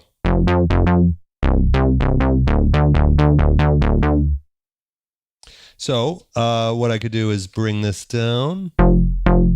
Yeah, so. Yeah, it's not really going to work. But it was worth a shot, I suppose. You can get very close. I don't know that if you're doing it for anything but doing a cover of Blue Monday, if it's a meaningful enough difference to buy one or the other. So I already have this synthesizer up for sale on Reverb. I have it up for quite a bit more than some of the other ones. Like I said, I think I saw one for about 1,800 plus shipping, and I think mine's at like 2,900 plus shipping. So I'm quite a bit above the market because I do love this thing. I'm not in a hurry to sell it, but if anybody out there wants to buy this exact synthesizer, it is up for sale on my Reverb store. My thing is that of the two, they're very, very similar. I'm actually shocked at how similar they are. The SH-2 has a few tricks up its sleeve that the Moog Source does not. And I was really hesitant to sell my Source because I was like, I just don't want to lose that Moog magic. And there is a little bit of Moog magic in it. I have to admit that. There's a little bit of something in there that's, you know, it's different enough that it does warrant being in someone's collection. And if you're one of those Moog people, right? Or even if you're one of them Behringer people who covet Moog but can't afford it, well, actually, you can get a vintage Moog for a good price. It's not going to compare to a Behringer Model D. And in terms of sound, they probably are close enough, right? I would bet that the SH-2 can probably get even closer than a Model D does. This is a Minimoog internally. I think the SH-2 clearly takes inspiration from that, but it's got a few tricks aside from the fact that it doesn't have separate, it's only got one envelope, but really that's not bad because you can control it with gate and trigger, gate, or even with the LFO. Tricks like that, the delayed LFO, some of the modulation stuff you can do. This bender, just the ability to really dial in, you know, that you can bend up a fifth and all of that sort of stuff. There's so much stuff that goes into this that I think, you know, we've got that really great analog noise as opposed to the digital noise. That's like definitely the only thing in the raw components that's different between the Source and the Minimoog is that it doesn't have analog noise. But, you know, if there was a way to add some pulse width modulation, I mean, we didn't even really spend any time on the pulse width modulation of the SH-2 just because I think it's kind of unfair to compare it, right? It's going to sound great and there's no comparison. We can manually control the pulse width on the Moog Source, but, you know, and yeah, you can't get quite the Reese sound just with two sawtooth waves, but you do have the pulse width modulation on the SH-2, and that to me is even nastier than what you can get from just two detuned saws. So overall, I can't really justify owning both of these. I think for me, I have to sell one of them, not so much because I have to financially. You guys and your support, everybody who's been buying products from the Vulture Culture Live store, you guys are amazing. I'm okay financially. It's more that like I don't know that I can justify having both of them because they are very similar, and I just think the SH-2 is amazing. I hope some of you guys who are a little bit less familiar with the SH-2 tonight got an opportunity to be confronted with it, and to hopefully you found it as exciting as I do. So what I want to do is add a poll. And I want to ask you guys what you think. Which synth should I keep? And that's going to be the Source or the SH-2. I'm going to start the poll. And I just want to hear what you guys have to say. You guys let me know. Kenzie Price, how's it going? I actually don't know if Roland was deliberately trying to attempt to copy the Moog, Minimoog, but it's damn close. Spiritual Anarchist wants to take a bet. He says I'm going to keep it. So that's going to be awesome to hear. Webb Walker says, press a key on your Moog piano there. Bit more rubber on the Moog. Yeah.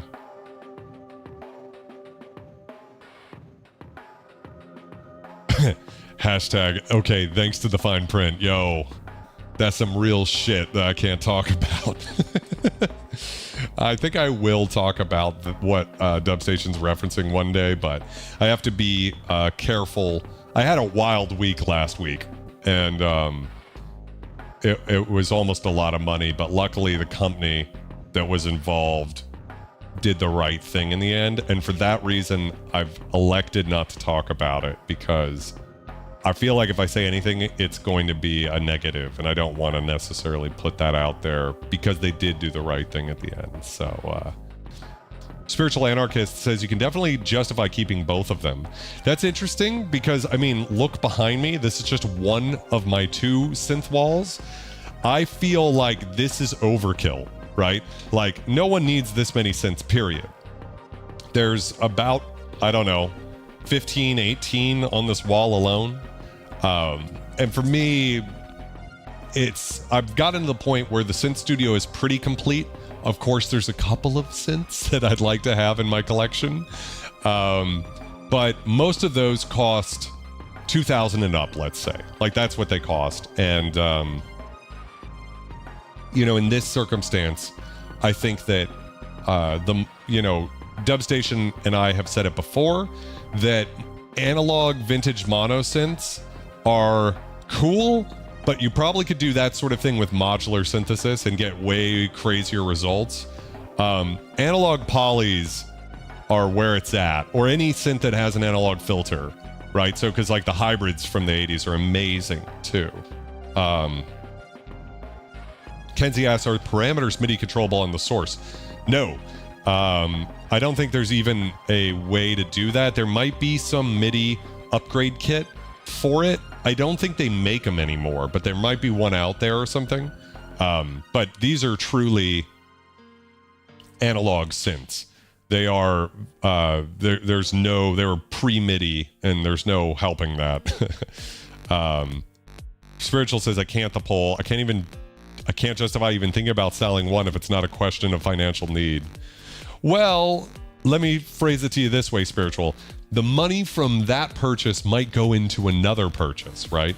So I might be looking at another vintage synth, and I'm just like, you know, the synth studio is complete. I don't have room for any more synths, and my goal has always been to, like, I could turn all of these on and play it right now. I can Vangelis myself into oblivion if I want to. So that's always been my goal, is basically to make one master instrument out of my studio. The goal has not been to be a hoarder and hold on to this stuff. I love the idea of people experiencing synths through this channel, but ultimately I do not want to hold on to a synth, and if I'm not using it, I want someone else out there to have it. So that's how I feel about that. The SH-2 has no hard sync, I guess. Yeah, there is hard sync, isn't there? On this, yes, there is hard sync, and then on the SH-2 there isn't hard sync. Oh, I'm so glad you pointed that out, because that's a major difference. So yes, the Moog Source, that's like, I can't believe I missed that, but yeah, that would be like the number one thing that if you're like a hard sync junkie, especially for leads, you probably would want the Source. How many people use hard sync a lot? I'm just curious. For me, I don't use it that often, but but like one of my favorite lead sounds ever is the Rick Wright Prophet 5, The Wall. What's the name of the song? Run. That lead is just so good. So, by the way, Jason, how's it going, my friend? Ambient Nuts. I didn't see you earlier. Sorry if I missed you.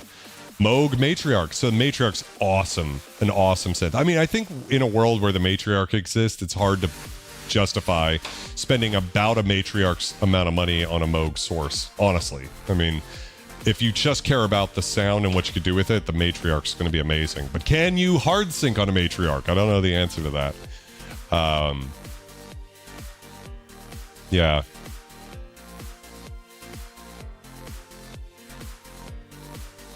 I don't have any synth that sounds like the SH-2. It's a very unique synth, and I don't have another synth that has a ladder filtery type sound that I can think of. Polyvox certainly doesn't. Yeah, I don't think I have. I think those are the only two that I have that have that ladder filter type thing. So from that perspective, it's kind of nice because you have two separate lead sounds. But I do have, of course, the MS-20 up here, which I think is by far the most value for your money vintage analog monosynth, because you can get those usually pretty cheap because they made so many of them, and just what you can do with it puts all of the other ones to shame. It doesn't have pulse width modulation. That's the one thing. So I also have a Polyvox, which is similar to a Minimoog as well, although it doesn't have the ladder filter, but that's not a bad thing. The Polyvox bass is the best. Yeah. Dubstation says, hard sync gives you pseudo PWM. I use it on the hybrids for above. Yeah, that's a good point. I mean, I've used it before just to kind of get more harmonics to thin out a synth when you're playing poly, right? But DeCarmick says, what do you suggest as an alternative to the Peak that would fit in the same class from a different manufacturer? I don't really know if there's a better modern hybrid aside from the Arturia Mini Freak, right?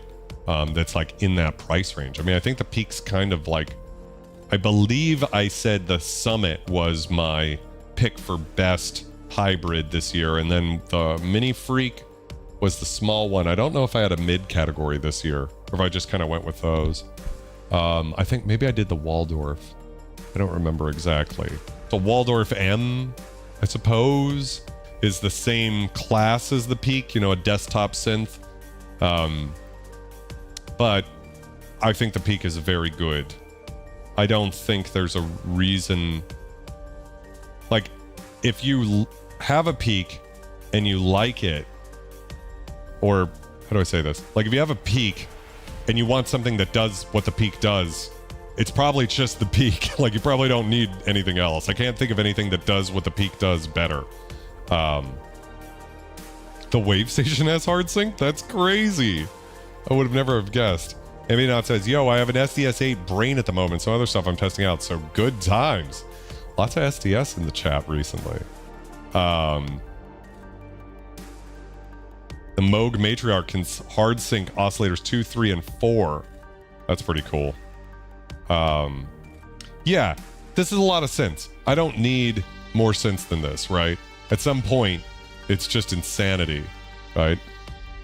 Would the Hydrasynth fit in the same class? Well, it's not a hybrid, right? So you're giving up a little of that analog thing. Plus the oscillators from the peak, even though they're digital, they do sound very analog. They're very dark, actually. Oh, this is interesting. So the chat's kind of gone back and forth, hasn't it? At first, it looked like people were saying to keep the source. It was up, but now it's gone the other way. So you guys got like 30 seconds left. So get your votes in if you haven't voted yet. If you had to pick one or the other, you've got a gun to your head and you've got to make the vote. Is it going to be the Source or the SH-2? Which is nice because Sources used to be going for a lot more.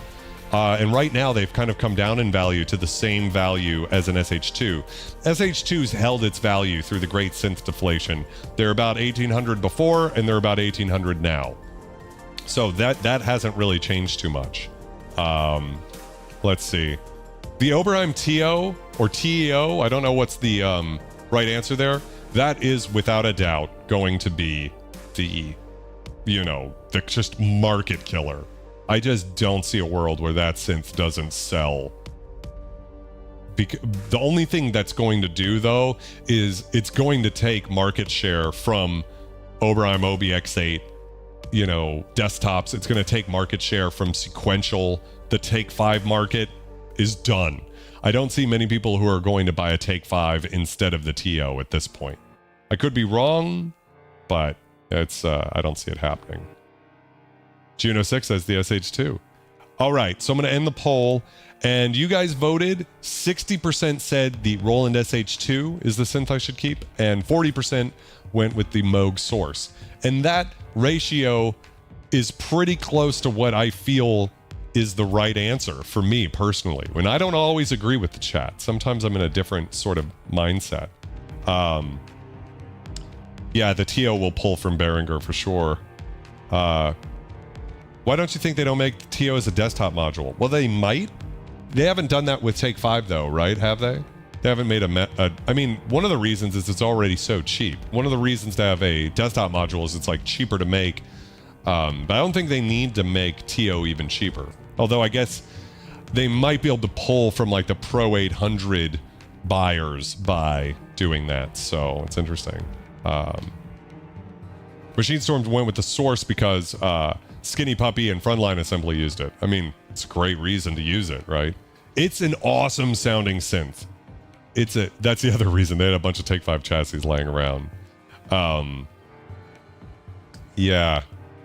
So for me, I think they're both great. I think in some circumstances, the Moog Source, it's just, excuse me, I think it's the best sounding. Like if you just talked about like the raw sound of the filter and the oscillators, it just is the best ever. Maybe, right? It just sounds so freaking good. The problem with it is that it's just a Minimoog, and the Minimoog wasn't that big of a deal 10 years later, So I think that's kind of my issue is the SH-2, even though it came out 3 years before, has more features. Like pulse width modulation doesn't have hard sync, but it has a lot more. For me, I use pulse width modulation more than I use hard sync. Although for a lead synth, hard sync's kind of more valuable. So it's hard to say. They're both awesome. If like you're thinking of getting either, now is not a bad time because they're both pretty cheap. The Moog Source has come down a lot. As I said, the SH-2's just sort of stayed where it's at in terms of what they're worth. I think they're a little less known, so they have a little bit more mystique. Of course, Roland also put out the SH-1 and the SH-09. Both of those synths are very similar to the SH-2, but they only have one oscillator per voice and a sub. So that means you can't get those detune type sounds. And so in that case, if I had to pick a source versus either of those two synths, for me, it's going to be the source, because I can get that detune in there. Although for, you know, if you want that SH-101 type bass sound, right, an SH-09 or an SH-1 might be a cheaper alternative. I don't know what those are going for right now off the top of my head, though. So it's just something to think about. Like, if you're looking for that, you might want to go in that direction. And it does have that different filter, right? Which I think is really cool, because you don't really hear that Model 100 filter recreated in modern polysynths or even analog synths. You really only, of course, other than the MS-5, right? I'm sure there's some other examples of it too, but it's just a very unique sound. It's very similar to ladder filters, much more similar than I realized. So that's an interesting thing. But yeah, I think they're both great. I'd be happy to have either. If I had to sell the SH-2 and keep the source, I'd be happy with that too. The knobs thing, I don't really care that the source doesn't have knobs. However, because the SH-2 is so similar, the immediacy is a little bit nicer. And I think that's a part of why I'm keeping it too. It's just, to me, I have trouble ever wanting to sell that synth myself. But if you want a source, you can buy mine. It's up on Reverb. I don't expect you guys to, though, because that's like almost like giving me a $1,000 donation in the sense that you could get one for about $1,000 cheaper. But it is there. I just figured I'd say that. So coming up in the next couple of weeks, we're going to be checking out Lunaris from Lofstrom. So it's going to be a big digital pads collection. It's really cool. It's Lofstrom's plugin as opposed, and that's going to be a lot of fun. Don't hold me to this either. Plans always change over here, but that's the idea. And then we're going to be checking out the two most expensive synths I have, the Fender Chroma Polaris and the Yamaha CS70M, which is both the successor and the little sister to the Yamaha CS80, the most famous and most expensive analog polysynth of all time, the Vangelis Blade Runner synth. So it's going to be a lot of fun to compare the two, because they're both really amazing in different ways. So anyways, guys, I hope you had a wonderful time. I had a great time tonight with you guys hanging out. I hope you have a wonderful week. Continue to be excellent, and I will see you in the next video.